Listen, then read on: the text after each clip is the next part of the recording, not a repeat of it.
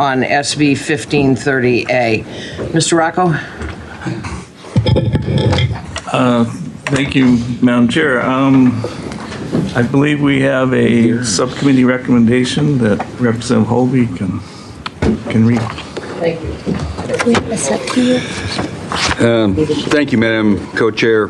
Senate Bill 1530 establishes the Oregon Greenhouse Gas Reduction Board and the Office of Greenhouse Gas Regulation within the Department of Environmental Quality and directs the board and the office to implement the Oregon Greenhouse Gas Initiative Program.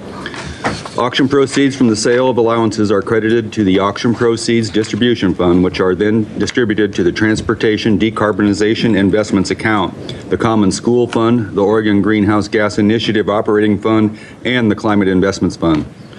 Monies in the Transportation Decarbonization Investments Account are credited to the Department of Transportation with 10% for transportation projects and 90% to local governments for planning and implementation of metropolitan climate plans.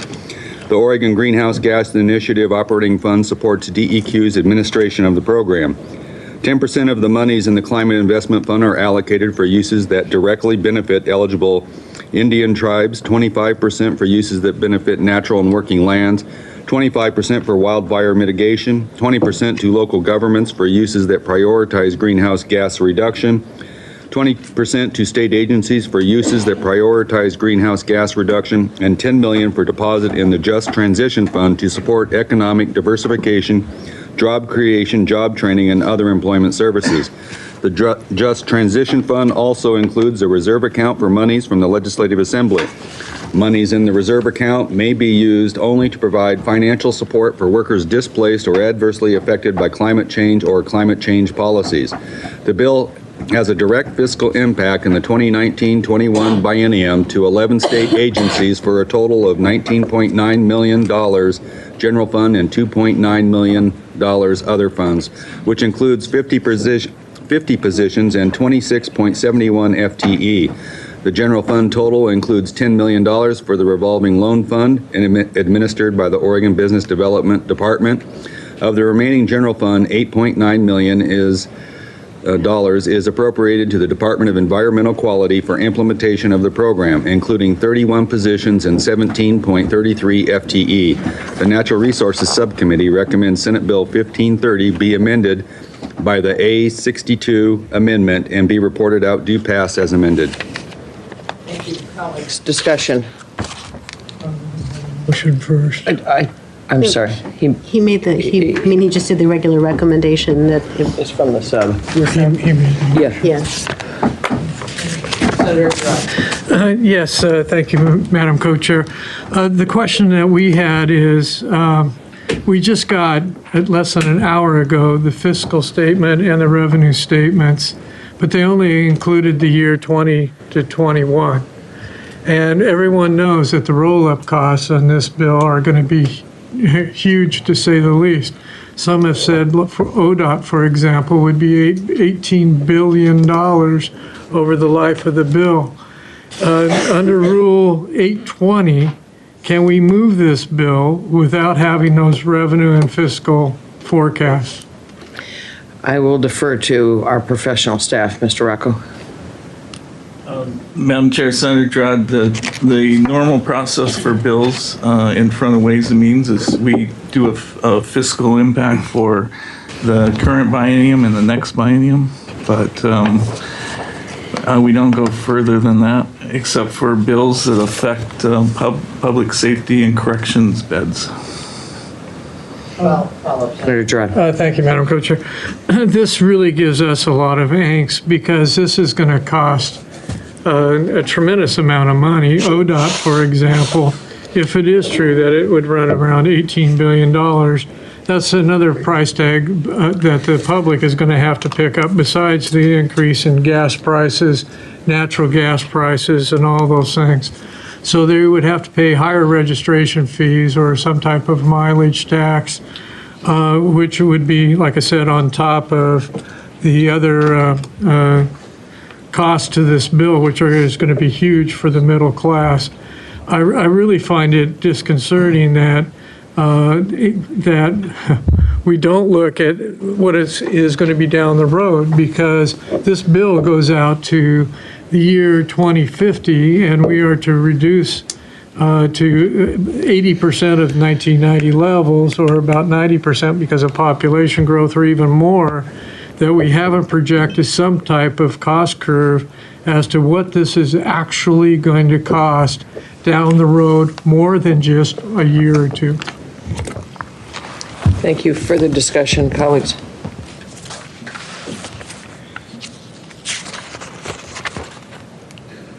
Okay. Sorry, I didn't see you, Representative Drazen. Fine, thank you. Thank you, Madam Co-Chair. I just had a general question about this measure before us. This is a Senate bill, and we have indications from Legislative Council, as well as references within our revenue impact statement, that this, in fact, raises revenue.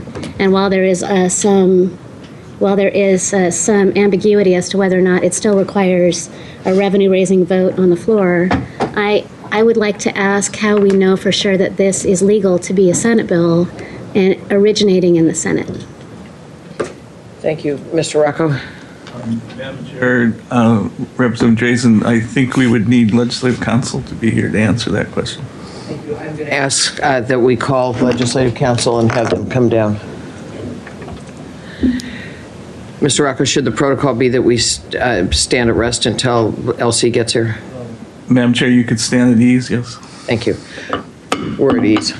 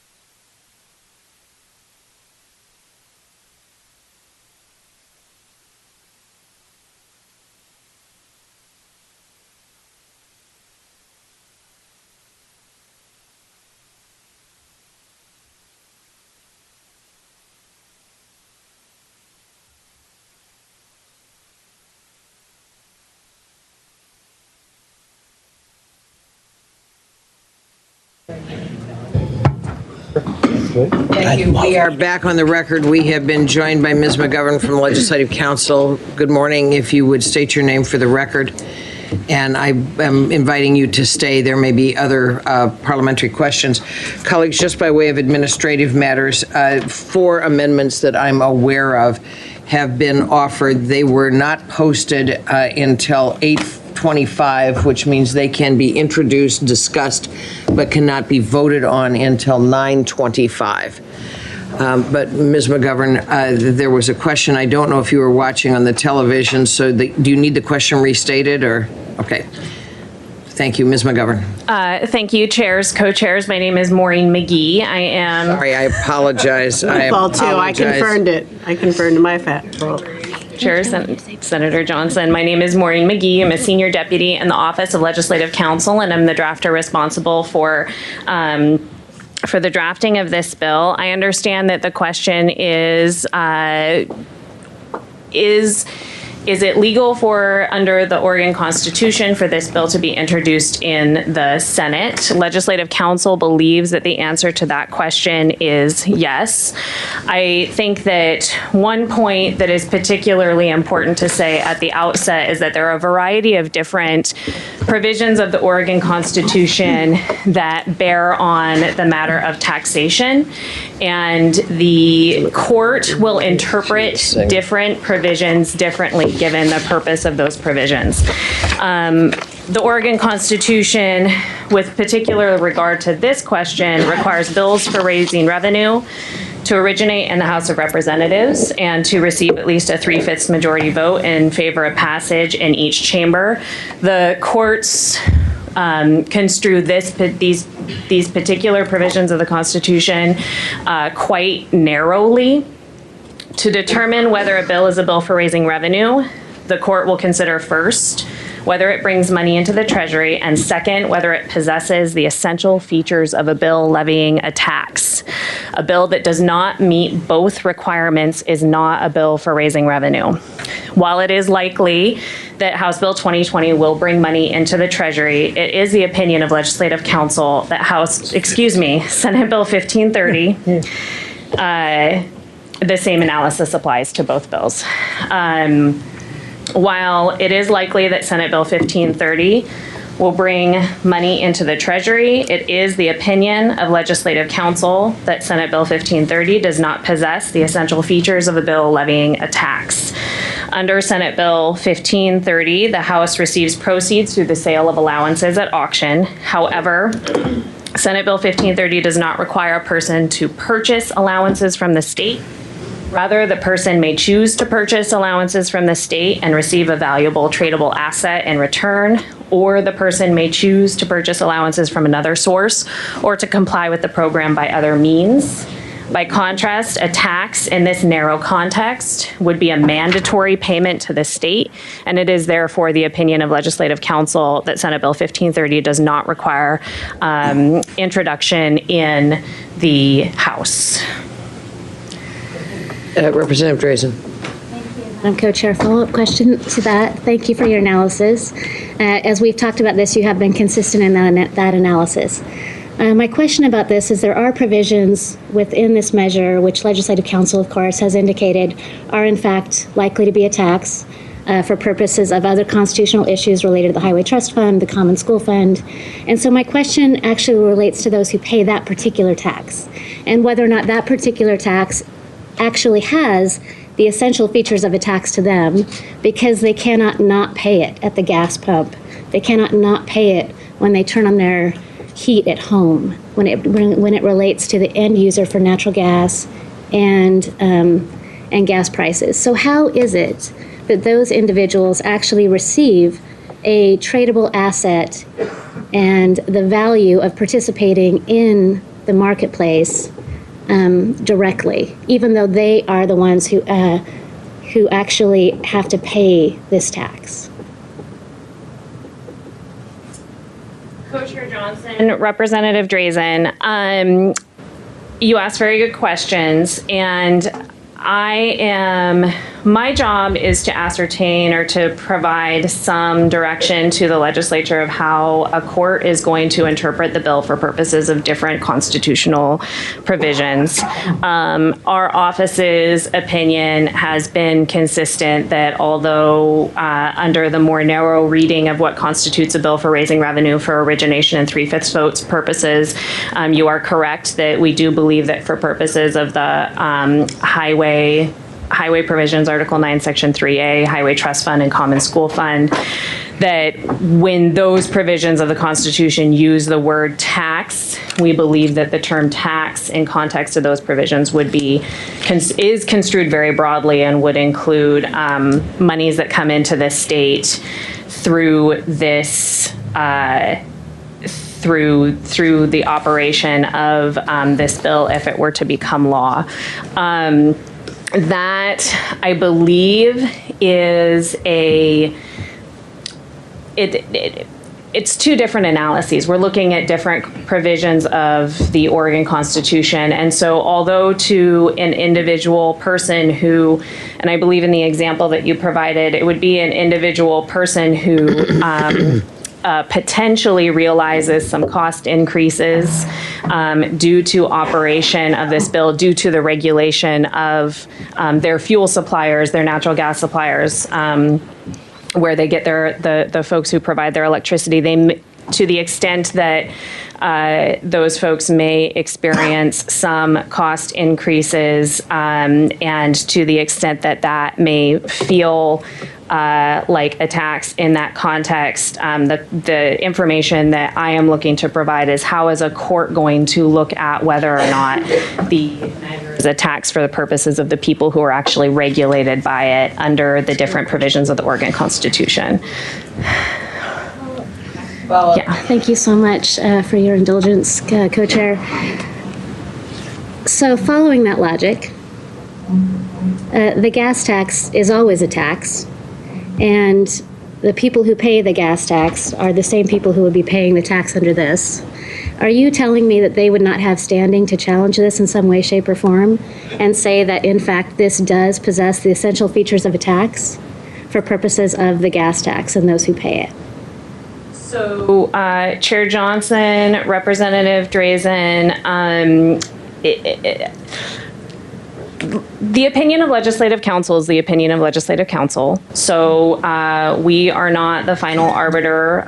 We are not a court. Our decision is not final. The analysis that Legislative Council applies to a bill does not preclude anyone from having standing to bring legal challenge to a bill. So I don't believe that any answer that I'm providing would affect the ability for anyone to assert standing if they were to bring a challenge. And my apologies, I believe that there was a second part to your question, and I would be happy to answer that as well if you wouldn't mind repeating it. I'm going to admit that at this point, I'm circling the drain on this one with you, and I'm just trying to understand at this moment. I mean, we're depending on Legislative Council's opinion that this can begin in the Senate.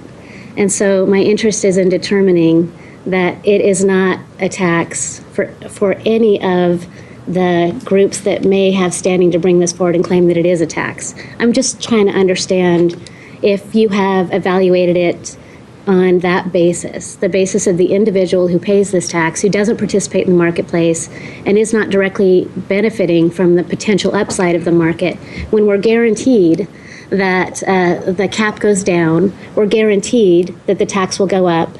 And so for those folks, we're guaranteed that their gas prices will increase over the life of this program.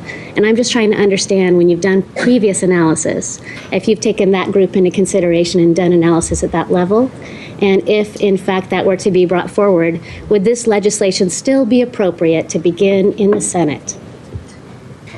Chair Johnson, Representative Drazen, I don't know if I'm going to be able to give you as satisfactory of an answer as you would hope for, but the job of Legislative Council is to review the existing law, including the existing jurisprudence from the Oregon Court of Appeals, the Oregon Supreme Court, and potentially look to other jurisdictions for support and provide the best counsel that we can to the legislature on a nonpartisan basis to help guide their understanding of a measure. And in this particular matter, we have done that legal research, and our consistent analysis has been that under the existing jurisprudence for what constitutes a bill for raising revenue such that it must originate in the House and pass a 3/5 majority, our consistent conclusion has been that this bill would not meet the two-prong analysis and therefore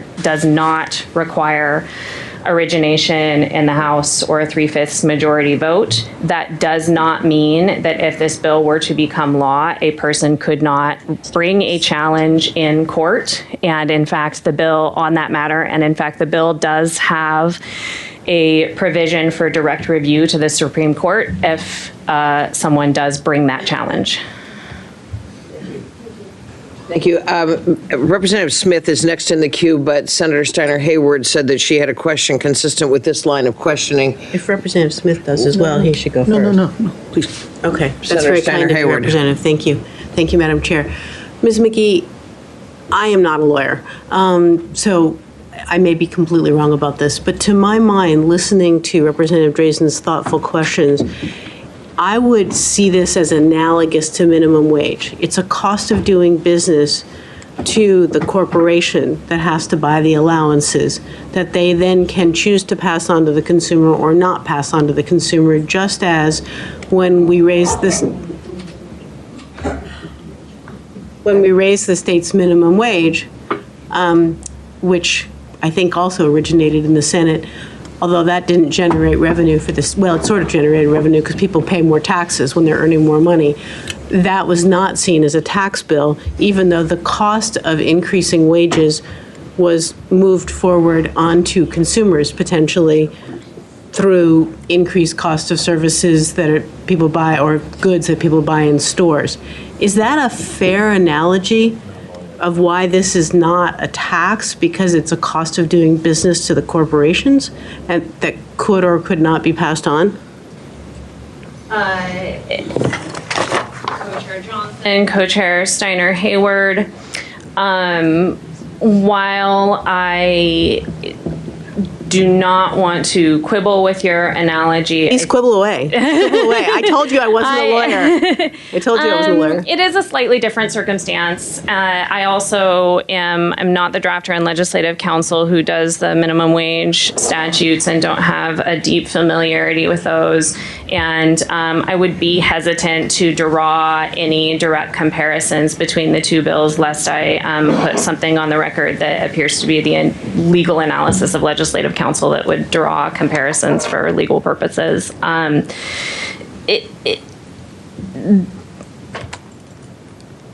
think I will leave it at that.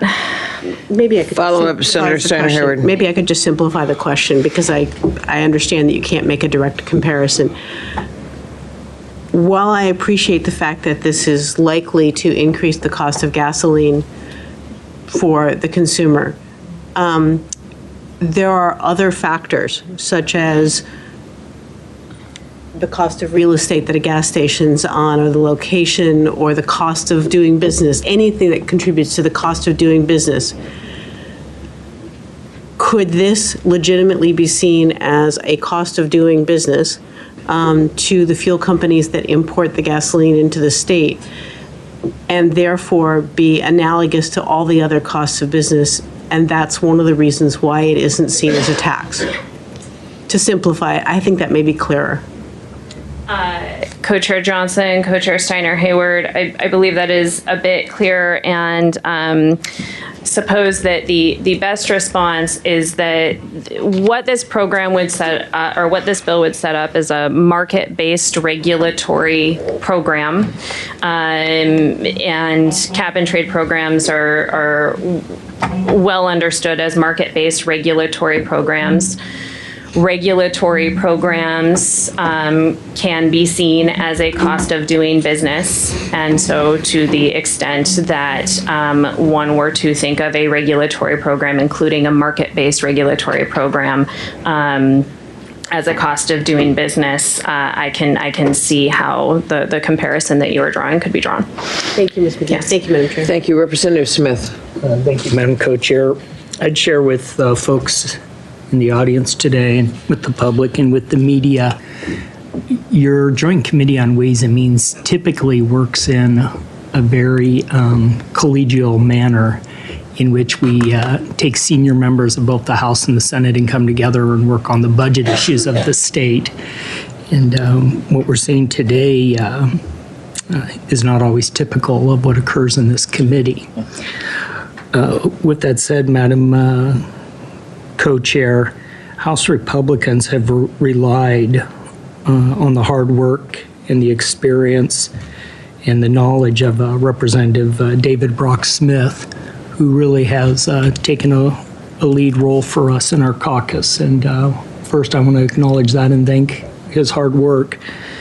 I'd also, as a courtesy, to the representative, move the A60 amendments to Senate Bill 1530. Representative Smith has moved the A60 amendments. We can discuss these, but given the time constraints, oh, no, It's already passed. it's passed, so now it's eligible for action. But would you please continue? Sure, thank you, Madam Co-Chair. Again, my movement of the A60s is as a courtesy to the leader that we're relying on, and perhaps it would be best if he or another staff member could walk us through the A60s, as I don't feel that I would be prepared to do that. Mr. Rocco, would that be appropriate? Thank you. The chair would invite Representative Brock Smith forward.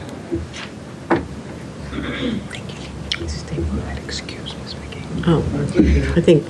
Ms. McGee, if you don't mind, if you would stay in the room, you're welcome to stay at the table. There may yet be other questions for you if you don't mind remaining. Co-Chair Johnson, I'd be happy to do so. I think I will run back to my office quickly and grab some additional materials in case there are additional questions. Thank you very much. And then I'll be right back. Thank you very much. Thank you, Madam Co-Chair. Members, I was hoping that you would save me, actually. With the -60. So the -60s, Madam Co-Chair and committee. For the record, please. State Representative, House District 1. Thank you, Madam Co-Chair. So what the -60s do is they define in rule and statute, that is the governing statute that House Bill 3453 set up back in 2007, that doesn't have a definition on how we should measure greenhouse gas emissions in this state. And it defines that by measuring per capita rather than the aggregate that is currently before you in the Senate bill version of 1530. What it also does is, as we have in the past received information, Senator Roble and I worked on legislation amongst many of you, to understand what the sequestration benefits are in the state with regards to our forests and natural and working lands.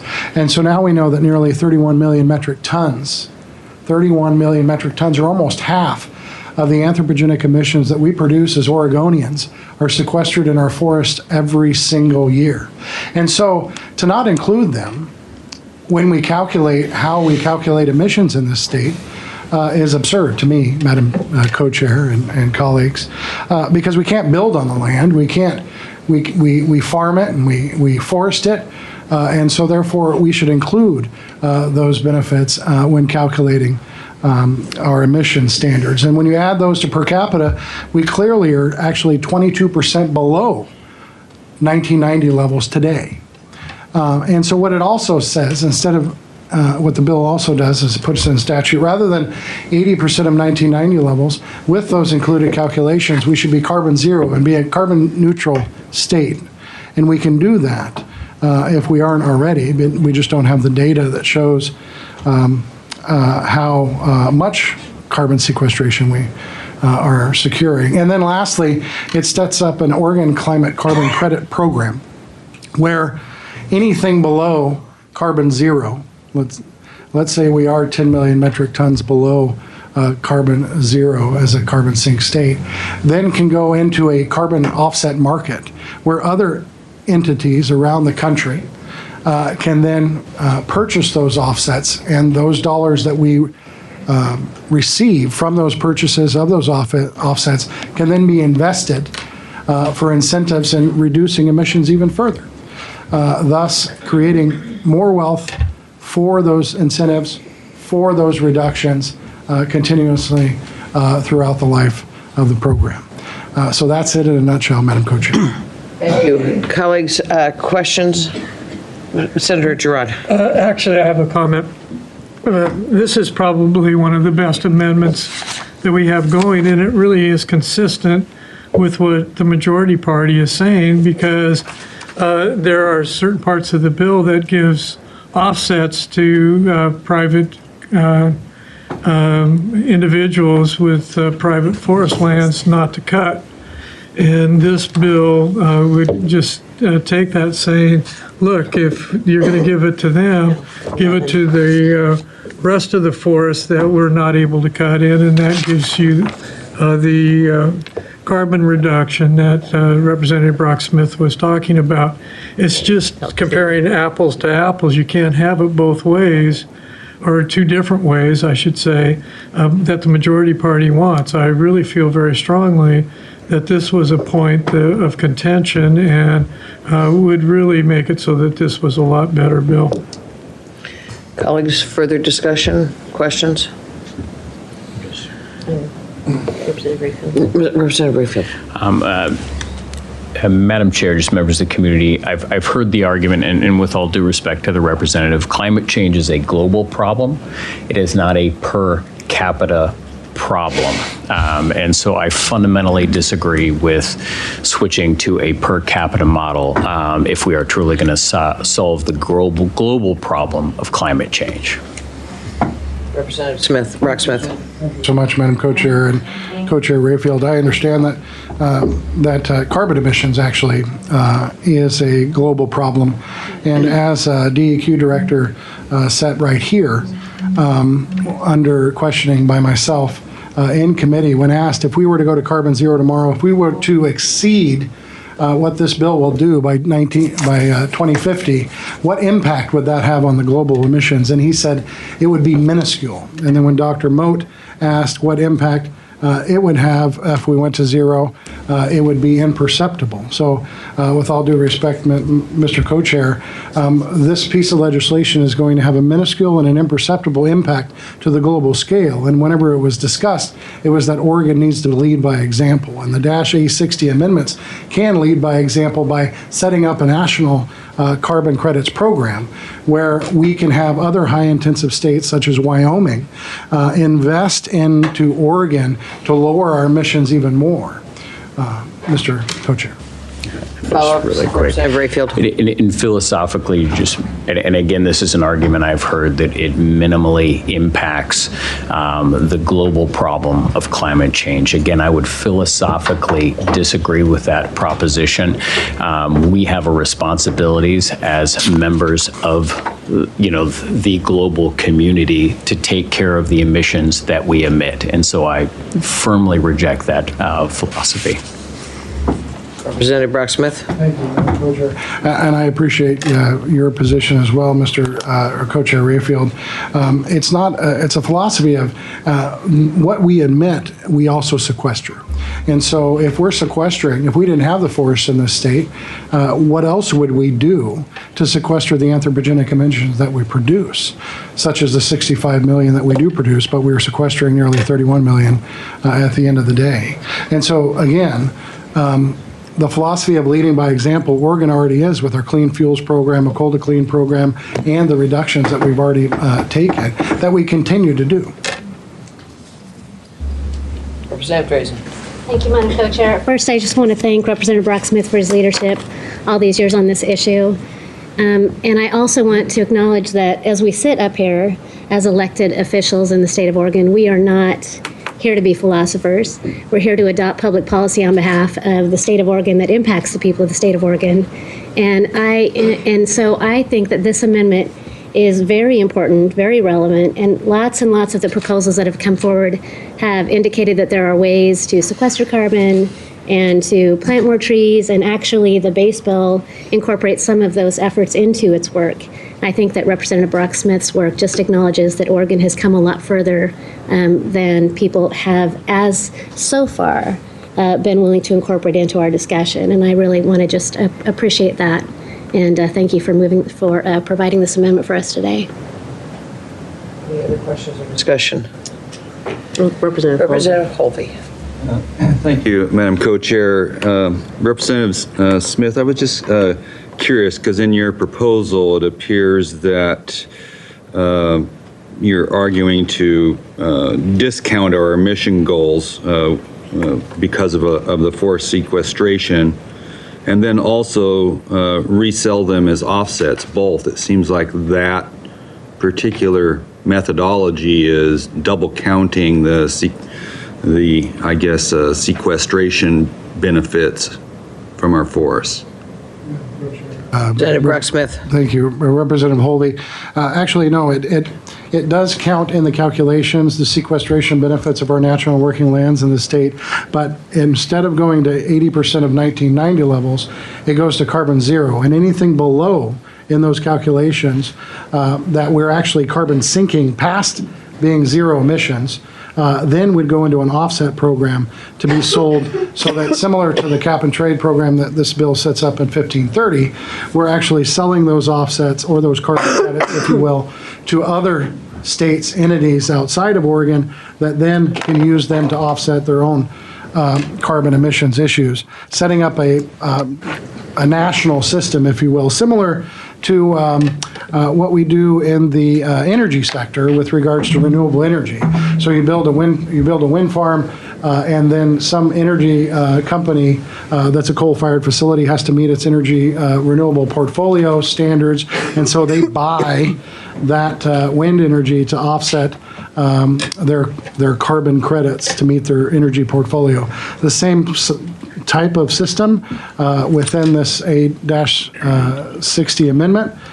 Carbon zero, anything below can go into a program to be invested in, and then those investments can incentivize lower emissions in the state, thus creating even more offset carbon credits to sell to other entities.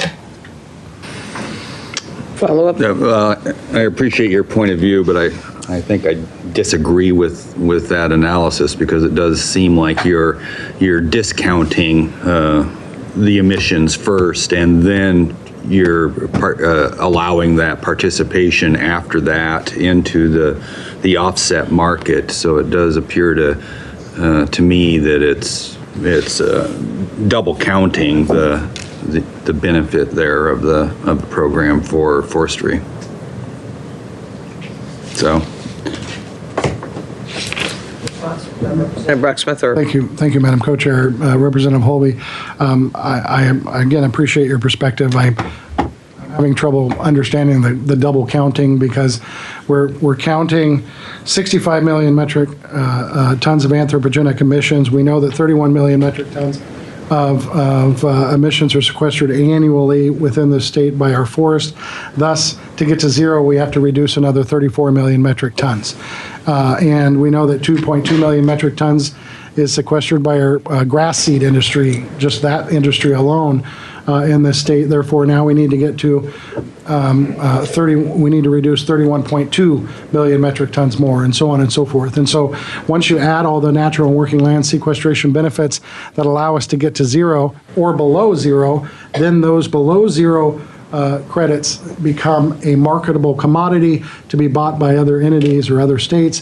That therefore those resources come into Oregon and are invested in incentivizing continuing to lower emissions to create more credits to be sold. Thank you. Colleagues, any other questions? Thank you, Madam Co-Chair. Clarification, we are going to now vote once questions and comments are over on this actual amendment, correct? That's correct. Thank you. Any other discussion? Representative Greg Smith has moved the A60 amendments. Mr. Rocco, would you call the roll, please? Representative Stark? Yes. Representative Holby? No. Representative Paluzzo? No. Representative McLean? No. Representative Nos? No. Representative Drazen? Aye. Co-Vice Chair Gomberg? No. Co-Vice Chair Smith? Yes. Co-Chair Rayfield? No. Senator Thompson? Yes. Senator Hansel? Aye. Senator Roblin? No. Senator Frederick? No. Senator Byer? No. Senator Hurd? Aye. Senator Wagner? No. Senator Moniz Anderson? Senator Bowles? Aye. Co-Vice Chair Gerard? Aye. Co-Chair Steiner Hayward? Co-Chair Johnson? Aye. Senator Courtney? No. Senator Thompson. We're going over the rules of the Senate, and under Committee Rules 8.05, subsection 4, the president shall be an ex officio member of each committee and have the power to vote. As an ex officio member on committees, the president does not increase the size of the respective committee, but is counted for purposes of a quorum. Ex officio membership does not increase the number of members required to provide a quorum. How does Senator Courtney vote on this committee? I'm going to Memo that said he would be on it. Mr. Rocco, as professional staff, you could answer, or we could stand at rest and invite Ledge Council to come forward again. Madam Chair, Senator Thompson, the rule that you quoted, the Senate Chamber rule, says that the president has the power to vote in any committee. So he's here to vote in this committee. The rules of Ways and Means also say that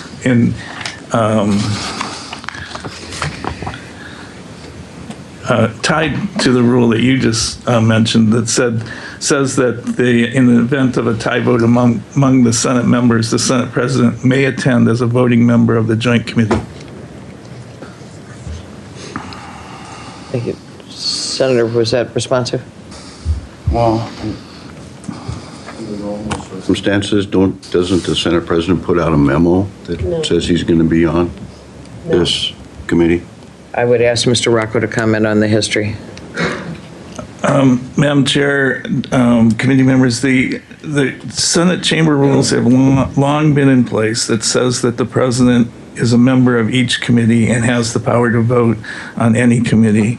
That does not apply in the House. The House does not have a similar rule for the Speaker, my understanding is. But it's been longstanding practice that the president can come to any committee and vote. Senator Thompson. What about the line that says ex officio membership does not increase the number of members required to provide a quorum?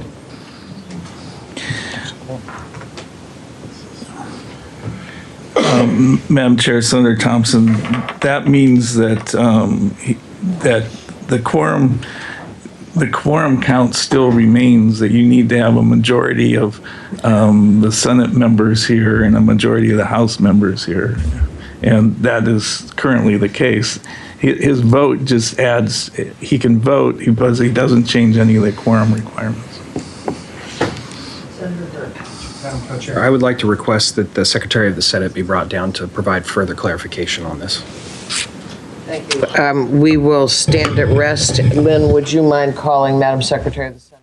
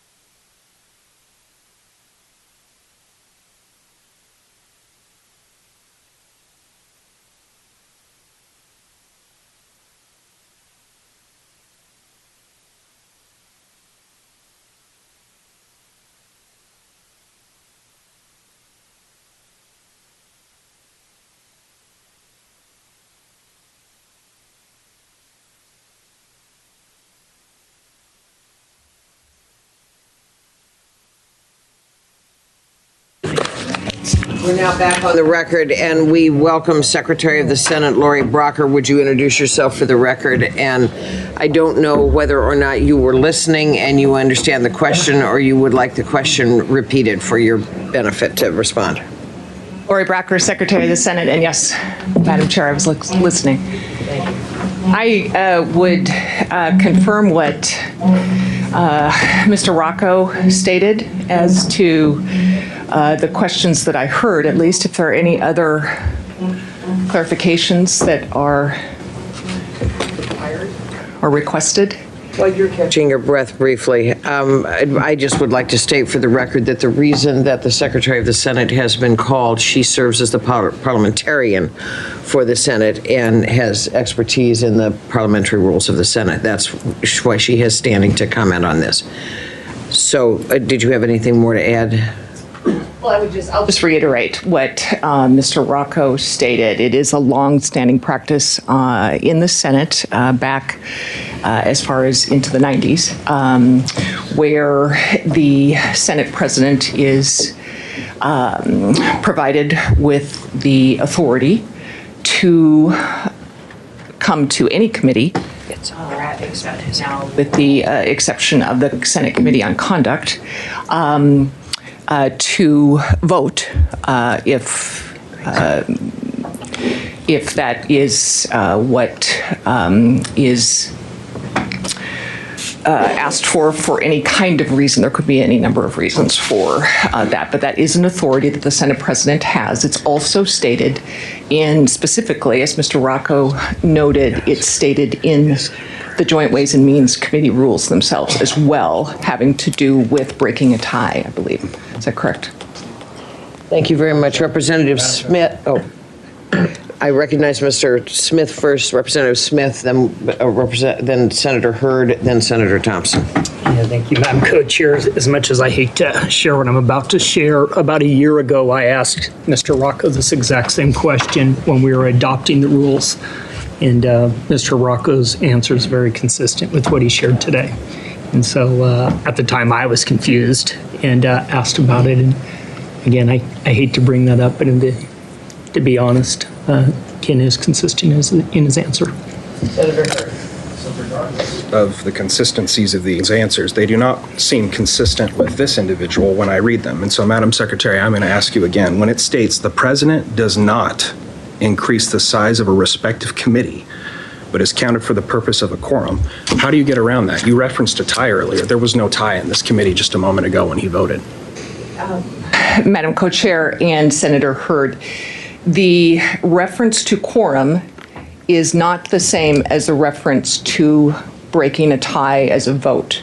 So the quorum is determined by the appointed members of a standing committee, in this case, Joint Ways and Means. And that is for the transaction of business to begin. And in the reference to the Joint Ways and Means, and I will defer to Mr. Rocco if I'm missing something as far as the committee rule itself, but it specifies in the case of a tie in a vote, which is different than the total count of members for a quorum. It probably doesn't make a lot of sense, but it is a parliamentary nuance that is true. Madam Co-Chair. So I understand this is a long-standing practice because I've seen it happen several times. But if it's not in the rules, it's not in here that says the Senate President can vote. I don't see anything in there where he can come down here. He can remove a member or he can fill a vacancy. So we've just been going against our Senate rules since the 90s. Madam Chair, Senator Thompson, I'm not quite sure. I do think it is in the rule. It specifies that he does have the ex officio power to vote. Could you show me where that's at in the rules? 054. So Senate Rule 8.054 reads as follows. The president shall be an ex officio member of each committee and have the power to vote. As an ex officio member on committees, the president does not increase the size of the respective committees, but is counted for purposes of quorum. Ex officio membership does not increase the number of members required to provide a quorum. So that last piece references, because if the Senate president came down, the quorum number required would not change. But he does have the power to vote. And just on this topic, it's that same rule, Senate Rule 8.05 subsection 4 is also rewritten, as Mr. Rocco noted, in our committee rules, and I believe it's committee rule number 11. Is that correct? And it explicitly states almost verbatim what Madam Secretary just said.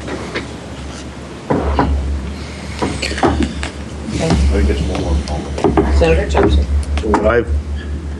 So this is the first time I've seen this in my 11 years. And so normally what happens is Senator Courtney will come down and have somebody leave. So if this has always been a long-standing rule to do what you're seeing today, why does Senator Courtney always comes down and somebody has to leave? That's what I've seen in the past.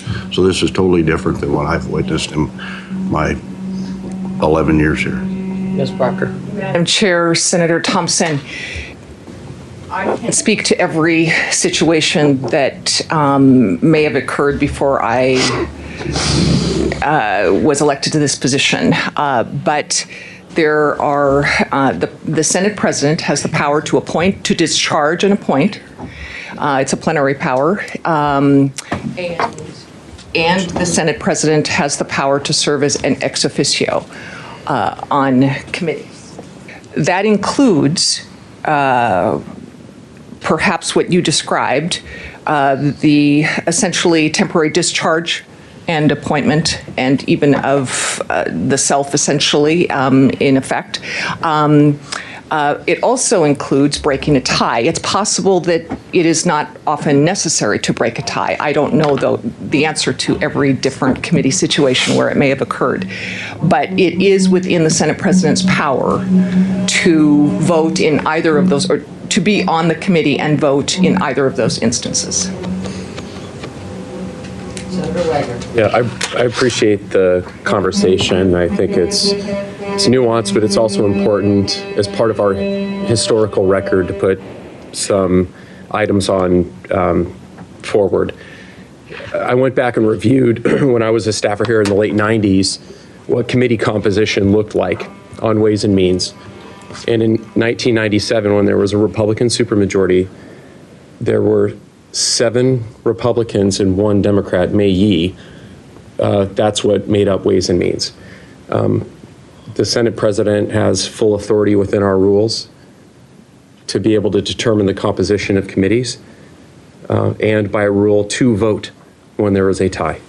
So I thank you for your determination, but I think it is important that we remember just what the makeup of our committees are, and the power that is vested in the presiding officer by rule.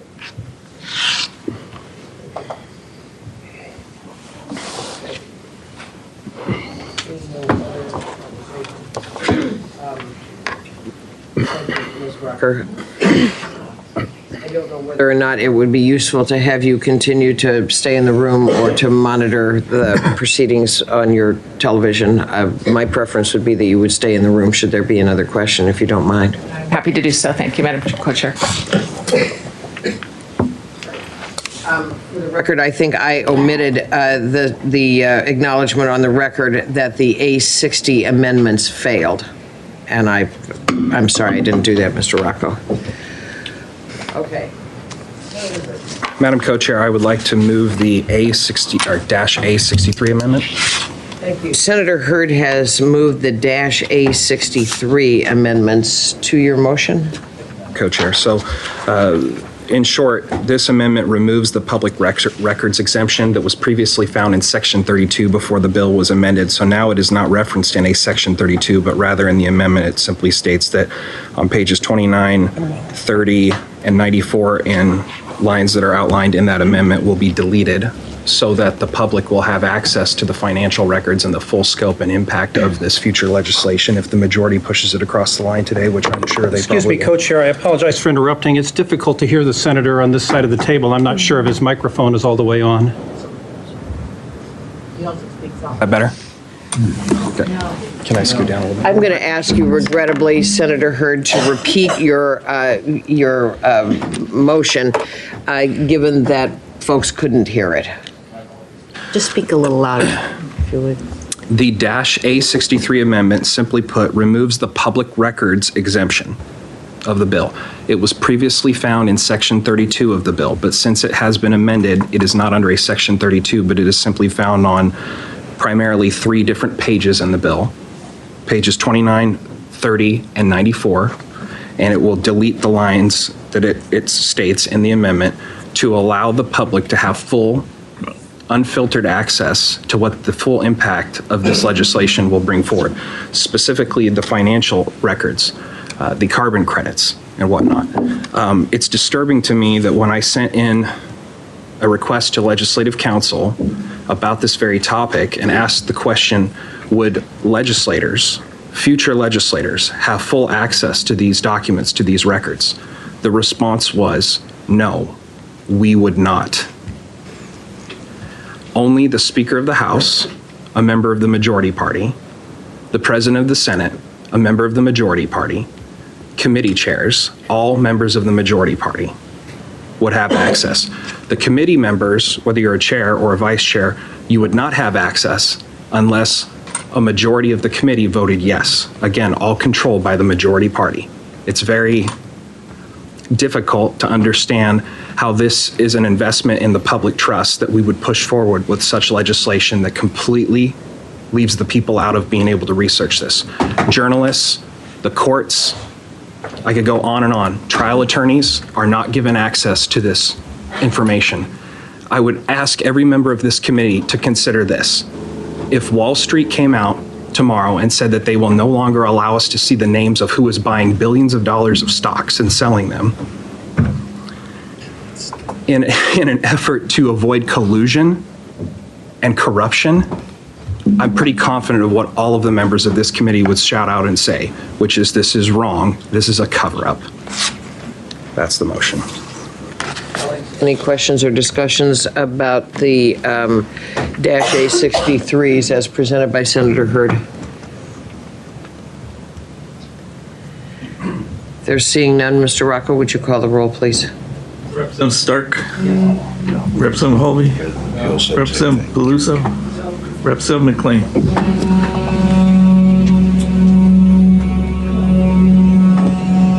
Noes? Co-Vice Chair Gomberg. Co-Vice Chair Smith. Aye. Co-Chair Rayfield.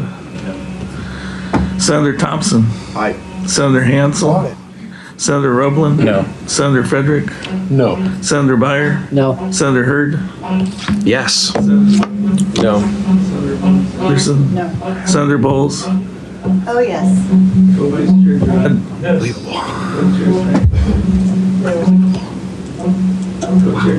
Aye. Senator Courtney. No. Motion fails. A-63s have failed to have been adopted. Oh, I'm sorry, Senator Bowles. Thank you, Madam Co-Chair. I move to adopt the A42 amendment. A42, A42. to your amendment, please. The A42 is a referral of this legislation to a vote of the people. I'm supporting this because clearly we have a lot that we need to talk about. And I think that it is in the best interest with a piece of legislation this dramatic, this widespread, where we don't have a clear understanding of the impact it's going to have on the people in the state of Oregon, that the people in the state of Oregon should have an opportunity to have this conversation and weigh in. Thank you. Thank you very much. Colleagues, any questions or discussion? Senator Girard. Yeah, I would like to weigh in. This is probably the most important motion of the minority party, and that is that we trust the voters to come up with a decision. This, we've heard how complex this is. Really, it boils down to 2 pages, and I think you just have to ask some simple questions to yourself. So I trust the voters, and I think people should trust the voters. That's what everything's about in this great country of ours, that we do trust the voters. And I think when we lose the foresight and we think that we're smarter than the voters, I think that puts us on a perilous track. And I really would encourage everyone to vote for that. It's something that we've said that if this was to go on to the bill, that we would definitely stick around. This is by far the most important amendment, just giving the people the right to vote. Any others? Representative Drazen. I just want to speak in support of this amendment as well, primarily for the reasons that we have seen already today. We have some unusual procedural maneuvers going on to really just through Herculean effort push this legislation through this process in ways that are unusual even for this body. And we have also seen that there are constitutional issues at play. We are considering legislation at this moment that can't go into effect until the courts weigh in, and we're assuming that it is so poorly crafted that we are expecting people will be required to assert their rights directly to our Supreme Court. We have a lack of public transparency that has just been affirmed by this committee. I think for all of those reasons and so many more, the right thing to do is to forward this question to Oregonians, not because we don't have the right to move it ourselves, but because the issues that are at play right now are elevated in the public sphere in a way that Oregonians care about this outcome. And I say, if this legislation is that great, if this legislation is something that we can all stand by, then there is absolutely no harm in allowing voters to choose it for themselves. It will change the face of our economy. It will impact our entire state It is not structured to exempt anyone long-term from the impacts of this decision. And if this is the right thing for our state, this is the right moment to allow them to weigh in and affirm that. Thank you, Madam Co-Chair. And then Senator Hurd. Thank you, Madam Co-Chair. It's been my position from the get-go that this should be a referral. I've said that to my colleagues on the other side of the aisle. I've said that to the public. I've said that to the press. I know that folks in my district have responded overwhelmingly. Let us vote on it. We'll be able to make the decision. And I'll be a very definite yes on this amendment. Senator Hurd. Madam Co-Chair. As one of our colleagues previously said, this is the most important amendment today. And it's been compounded into being even more important because we just saw how when one party rules the entire state of Oregon, the rules of the committees, the rules of this chamber, the rules of this building cease to matter. You can basically manipulate it however you want to. So the last effort to protect freedom and liberty for my constituents is to allow them and all of your constituents to say yes or no to this.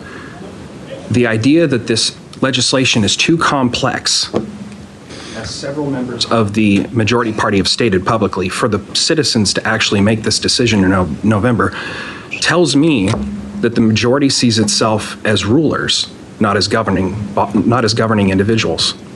I would ask that we would move this bill, or move this amendment onto the bill and allow the people to decide.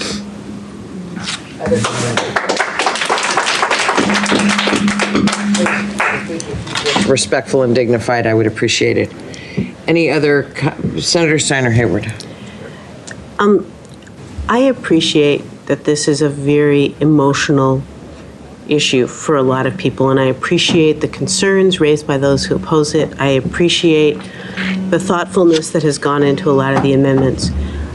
That being said, I need to push back a little bit on the statement that we're not obeying the rules of this chamber or this body. We have heard from Mr. Rocco and from the Secretary of the Senate, who is the ultimate authority on this issue, that we are in fact abiding by the rules of this chamber, and I really am uncomfortable with the allegation that we're not. And I would also point out that I believe, and I haven't looked as much detail as Senator Wagner has, that this rule about the president being able to vote has been in place for decades.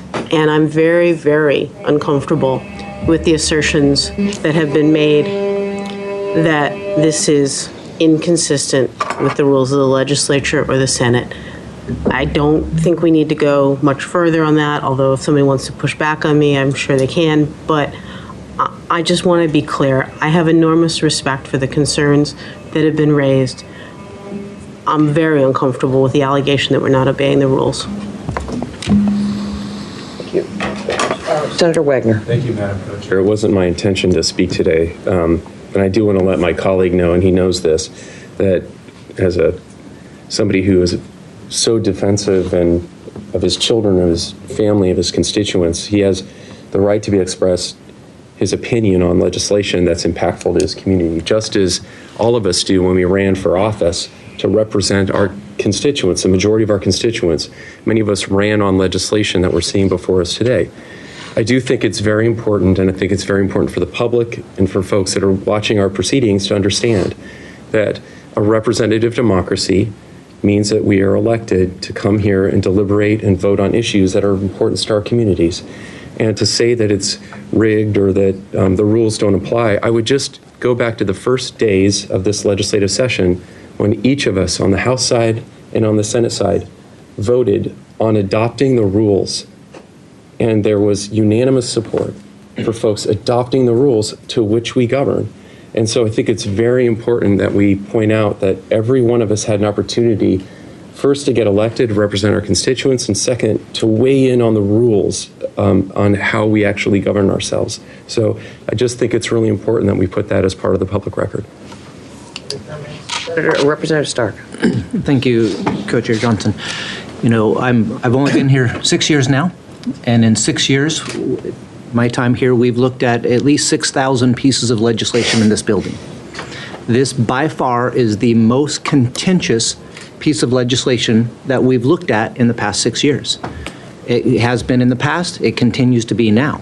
With that being said, I don't know why. Yes, we are elected to come here and represent our districts, but there are times where things are so contentious in our state and in this building that we need to have the people speak on it. We need to hear from them. We need to give them an opportunity to weigh in on these things beyond just showing up for a 1.5 or 2-minute testimonies. People want to vote on this. People have been speaking, they want to be heard, and they want their voices to matter by a vote. Let's put it on the ballot. Questions? Representative Holby. Thank you, Madam Co-Chair. I will note that, the Constitution does provide for the legislature to take action. And also note that the Constitution also provides, and this bill does not change, the ability of the voters to bring any issue through the initiative process for a vote. Thank you.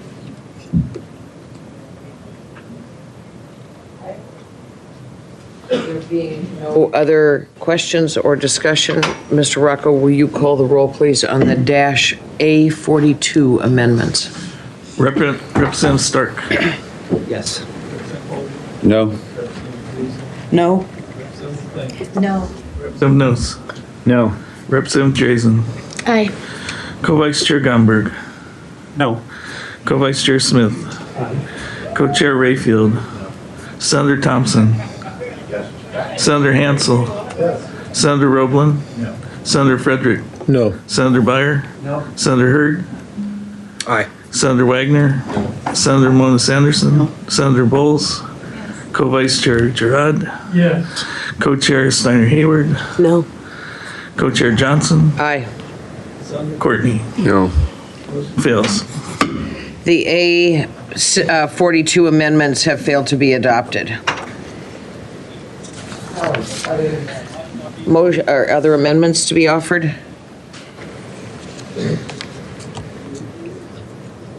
Seeing none, this takes us back to the underlying bill.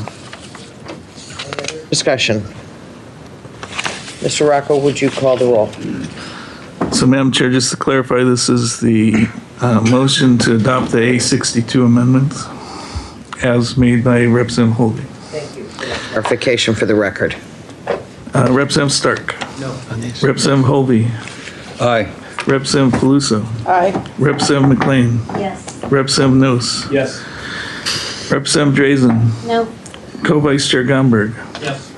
Co-Vice Chair Smith. Co-Chair Rayfield. Yes. Senator Thompson. Nope. Senator Hansel. No. Senator Roblin. Yes. Senator Frederick. Yes. Senator Byer. Yes. Senator Hurd. No. Senator Wagner. Yes. Senator Mona Sanderson. Senator Bowles. Co-Vice Chair Gerard.